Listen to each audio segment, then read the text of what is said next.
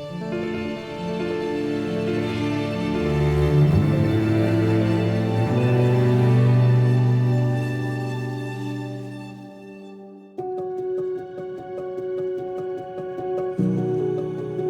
guys, thanks for being a part of what I'm calling The Quest. And I started The Quest because I know that everybody's on one. Everybody gets to the place in their life where they start asking pretty important questions in their life. They start asking questions like, is there a God? Is there life after death? What's the purpose of my life? That's probably one of the biggest questions that people ask, because I think there's a direct correlation between your success in life and finding the purpose of your life. And that's why we all want to find our purpose. Mark Twain said the two most important days of your life are the day that you are born and the day that you figure out why. And so we're all searching for the purpose of our life. What I'm going to try to do in this 6-week study is I'm going to try to answer some of the greatest questions of life from the greatest book ever written about life, which is the Bible. You know, one of the things for sure is I'm not planning on trying to force anybody to believe anything or jam anything down anybody's throat. That's not what I want to do at all. All I'm asking is that, you know, if you're going to be a part of this series, that you just have an open mind, literally. Just be willing to talk about some of the subjects that we're going to talk about, some of the questions that we're going to talk about. I think it's important to be open-minded. There's a verse in the Bible that is a power verse. So Paul is a missionary, and he goes to this place called Macedonia, and he meets a woman named Lydia, and he begins to share Christ with her. And I love the second part of Acts 16:14. I kind of based literally this whole study on this verse. The second part of the verse says this: as she listened to us, the Lord opened her heart and she accepted what Paul was saying. You know, that's all I'm hoping, that everybody that gets to be a part of this series is that you have an open mind, God opens your heart, and you begin to get to the place where you accept what is being said. It's not about me trying to convince you of anything. It's just the Lord working in your heart. And I think it's probably a natural question for people to ask, well, how do I know God's doing that? You know, how do you know God's working in your heart? You know He's opening up your heart when, I think probably the biggest thing is when you begin to understand things, when the light begins to pop on, and you have a desire and an interest to go deeper and to learn more. And you start to kind of pull down your defenses a little bit when it comes to the Bible and faith and some of these big life questions, you know. And so I would definitely say this, and I don't care about saying this, I'm going to say it. I've said it for years. I'm not the sharpest knife in the drawer. I'm not doing this study because I'm an expert. I'm not an expert. Matter of fact, if I were to get into a debate with you, you probably would win the debate.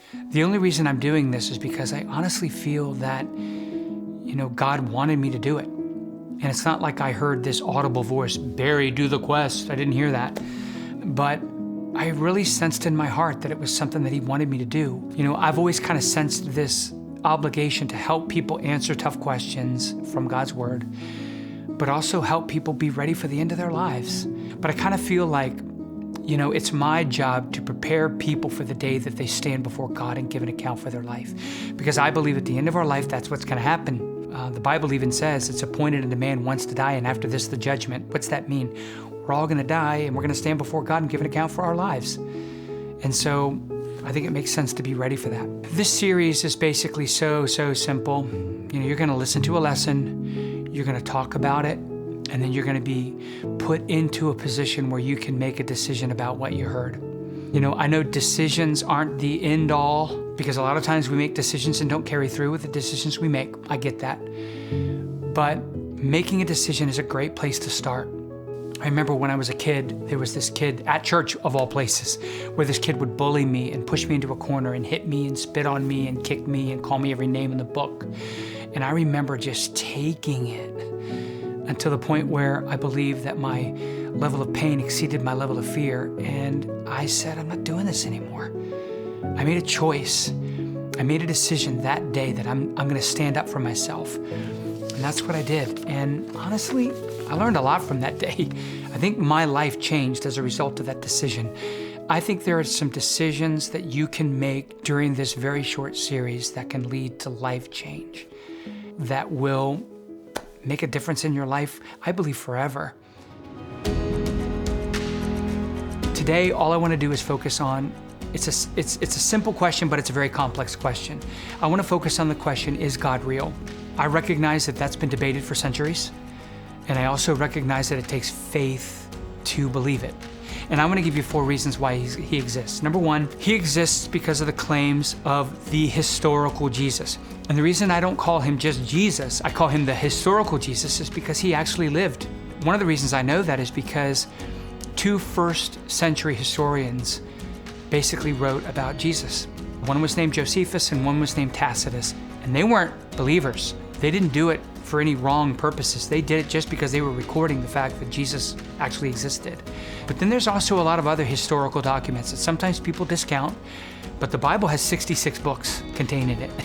And every single solitary one of them are historical documents that have been discovered. One of them is Exodus, another one is John.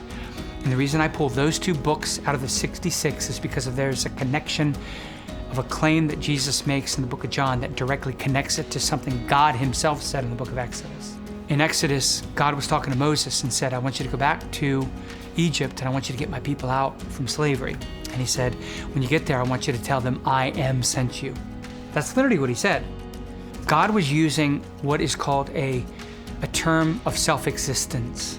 In other words, God never had a beginning, God never had an ending, God doesn't need anything to exist. He doesn't need air, doesn't need a beating heart, literally needs nothing to exist. He's always existed, always has existed, always will exist. He's the self-existent God. He says, I am. So when you tell them I am, they'll know exactly who it is that has sent you. But then I think it's interesting, Jesus is having a debate with Pharisees, kind of a heated debate with Pharisees. And in John chapter 8, verses 58 and 59, they talk about Abraham, and Jesus says, let me tell you about Abraham. He said, I tell you the truth, before Abraham was, I am. That's what Jesus said. He said 2 things. I existed long before Abraham existed. That was thousands of years before Jesus' life. And the second thing he said was, I am. When he said he was I am, he said he was God. That's the reason in the very next verse they picked up stones to try to kill him. In their minds, that was blasphemy. And they said that's the worst form of blasphemy ever. He needs to die right now. He was claiming to be God. All I'm saying is this: if you believe in a historical Jesus and the claims that he made, then you believe in God because Jesus was God in the flesh. One of the reasons I know that is because Colossians chapter 1 and verse number 15 says this: Christ is the visible image of the invisible God. Second reason I believe that God exists is because morality exists. There is a thing called morality. There is a thing called good and evil. My question is who came up with that list? Who said this is evil and this is good? And even if there wasn't a list, why is it that I know basically intuitively, intrinsically? How do I know the difference between good and evil? Why is it that I feel bad when I do bad and feel good when I do good? Why is it that I have this thing called a conscience? I'm going to tell you, I have a conscience because a holy God made me like himself. So I have this understanding and this knowledge and this, understanding of a difference between what is good and what is evil. Honestly, there either is good and evil, or I'm just having this chemical response in my brain called guilt that happens randomly, or it's evil to walk up to a total random stranger, pull out a gun and shoot and murder them and kill them. There's a reason why we call it murder. There's a reason why every single person with a pulse understands that it's wrong and that it's evil to do. And I'm just saying we have that knowledge and that conscience, and we know the difference between good and evil because there is a God and because he's real, and we're made in his image. Genesis chapter 1 and verse 27 says God created human beings in his own image, and God is holy. There wouldn't be such a thing as good and evil unless there was somebody who made up the list, and one day we'll stand before that person who made the list and give an account for the way we lived our life when it comes to those 2 things. The third reason I believe in God is that design requires a designer. You don't have to look far, just all around us when it comes to creation, when it comes to the human body, or when it comes to whatever, that it is complex and it is precise and it is amazing. And I don't know much about either, but I know there's this stuff called DNA in our bodies, and I know that DNA looks like a spiral staircase, and I know that every step on a set of DNA represents a base. It's referred to as a base. Every set of DNA in your body, there's over 3 billion bases in each set of DNA. Each spiral staircase has 3 billion steps on it. What's even more amazing is that you have a full set of DNA in every cell of your body. To think that you have, for example, when it comes to red blood cells, you've got over 25 trillion red blood cells in your body. And in every single solitary one of those cells is a full set of DNA that contains over 3 billion bases. It's mind-boggling to me how there is so much packed in such a small space in a body. What blows me away too is that your DNA basically gets damaged over 100 times a day. And your body is designed in a way to where it can repair those damages and those attacks. Every one of them, every single day, your body repairs them on its own. And that's how we stay balanced, and that's how we have health in our body. I want to tell you, that's not random. That is designed by a very, very intelligent source of life. And it's the same thing with the universe. I mean, even just our solar system.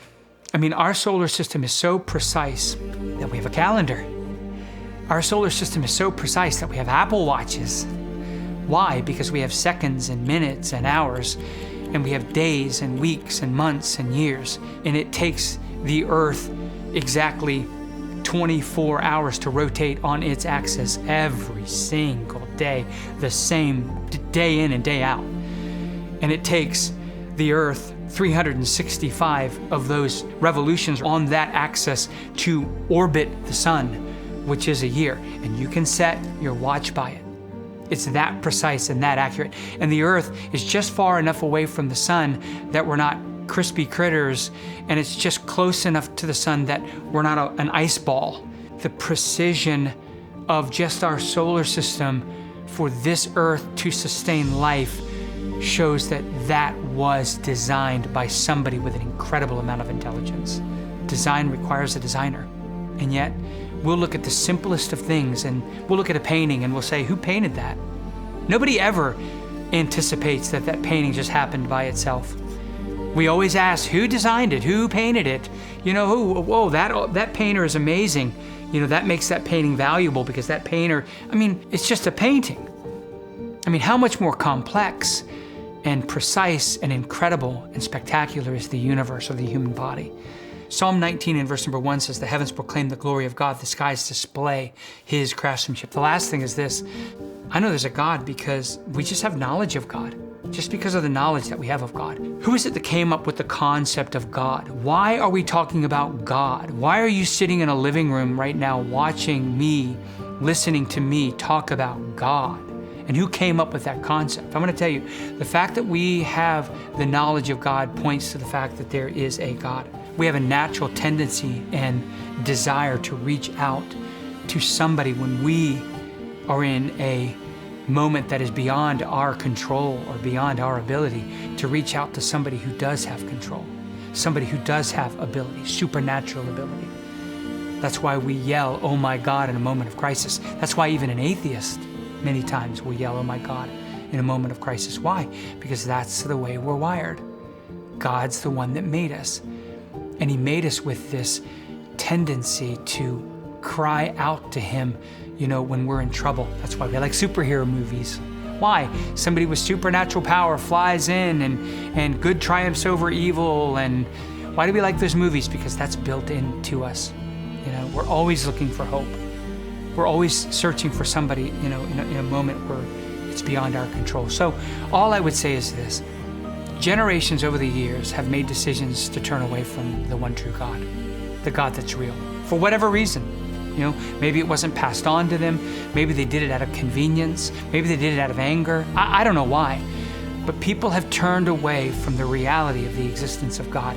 There's a verse in Romans that talks about it. Romans 1:21 says, yes, they knew God, but they wouldn't worship him as God or even give him thanks. And they began to think up foolish ideas of what God was like. As a result, their minds became dark and confused. All I would say in closing is two things. Number one, it's not a coincidence that you're a part of this. It's not a coincidence that you're listening to this. And here's what I want you to hear. Here's the message I want you to hear day one. God is real. And God intentionally designed you and made you down to the smallest detail of who you are. And God is in love with you. He loves you. And He wants, this blows my mind, especially when it comes to me, but He wants and desires a relationship with you. So please know just how much He loves you. Thank you so much for being a part of lesson number 1 of the quest.